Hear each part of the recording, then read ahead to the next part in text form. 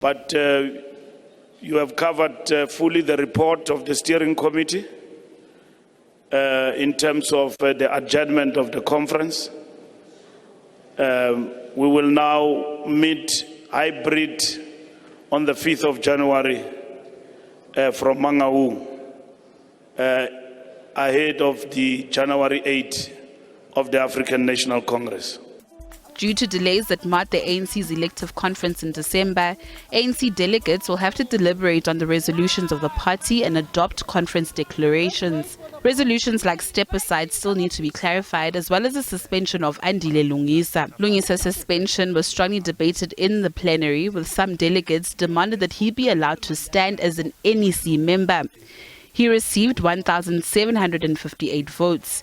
Meanwhile, commissions conceded that they had not made headway in the implementation of certain policies and say that these should be prioritized to serve the citizens of the country. The balance is that on some areas we have done well and on other areas we are reversing and on some we are stagnating. So back to the questions about the economy, basic security, crime and corruption, the capacity of the state to deliver services, and problems of collapsing infrastructure. Those issues must receive the attention of both our state and the progressive forces as a whole. As the ANC has set its eyes on the 2024 national elections, it will also mark 30 years of the country's democracy. Pundits have warned that the ANC will suffer a blow in a year's time. The party will have a mammoth task to ensure that its electoral support does not dip below the 57.5% it got in 2019. The conference commissions are saying we must do is that the ANC needs to convene a series of strategy engagements,